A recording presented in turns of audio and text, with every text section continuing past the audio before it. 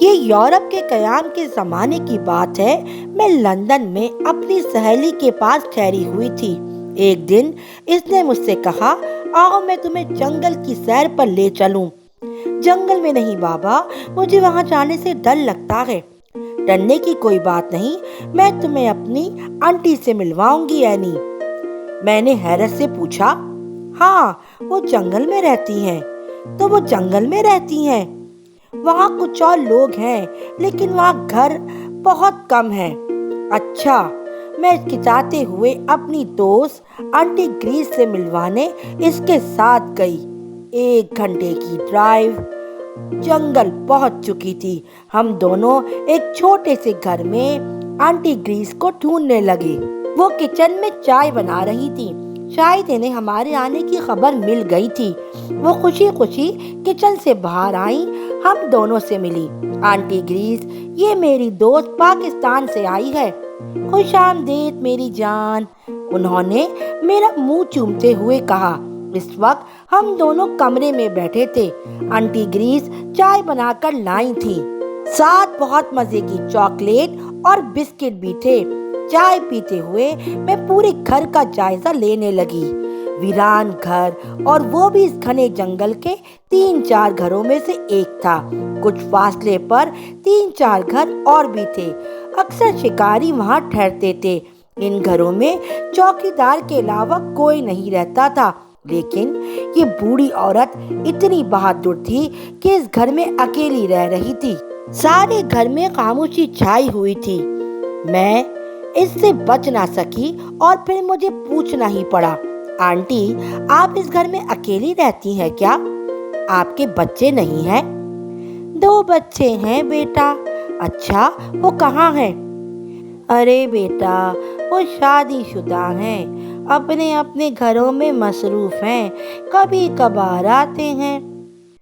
مجھے بہت ڈر لگ رہا تھا، اس لیے میں نے ان سے پوچھا، آنٹی کیا آپ کو گھر میں اکیلے ڈر نہیں لگتا؟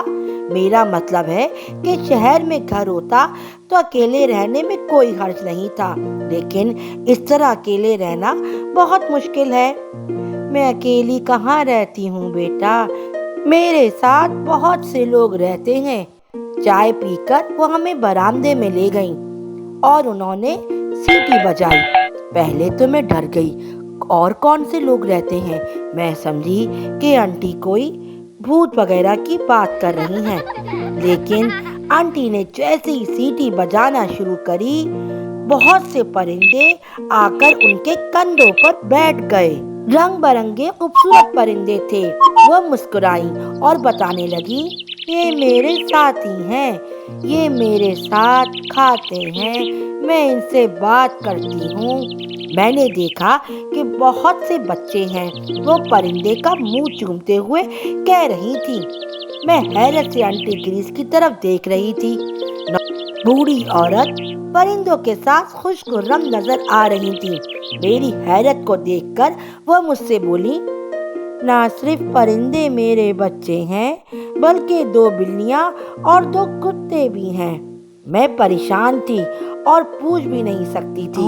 اس گھنے جنگل میں اکیلے رہنا، اور وہ بھی ایک بوڑھی عورت کا، یہ معاملہ میرے لیے حیران کن تھا۔ صرف پرندے ہی اپنی اولاد بنا چکی تھیں۔ آنٹی گریس نے 2 بلیوں کو بلایا اور خاموشی سے ان کے پاس بیٹھ گئیں۔ کتے اس وقت کہیں گھوم رہے تھے۔ آنٹی نے کہا کہ جانور یعنی کتے اور بلی آپس میں نہیں لڑتے۔ وہ میری بات بتاتے ہوئے کہنے لگیں، وہ جواب دیتے ہوئے کہنے لگیں، شروع میں وہ لڑتے تھے، لیکن میں نے ان کی تربیت کے لیے بہت کوشش کی ہے۔ اب وہ اتنے مہذب اور منظم ہو چکے ہیں کہ وہ لڑنے کی کوشش نہیں کرتے۔ پھر اشارہ ملتے ہی اپنی اپنی جگہ پر خاموشی سے بیٹھ جاتے ہیں۔ جی ہاں، میں سوچ رہی تھی کہ انسان کی تربیت میں وقت بہت لگے گا، لیکن انہوں نے جانوروں اور پرندوں کو تربیت دی تھی۔ اس بہادر عورت نے اپنی تنہائی کا حل ڈھونڈ لیا تھا۔ وہ پرندوں، بلیوں اور کتوں سے بہت خوش تھیں، اور ہم جو انسانوں سے خوش نہیں ہو سکتے، वापस आते हुए मैं सोच रही थी कि दुनिया में तरह तरह के लोग हैं। इंसान को जीने का मौका देने वाला सिर्फ एक अल्लाह है, जिसने हर किसी का रिस्क लिखा हुआ है और वो हर किसी को खुश रखता है।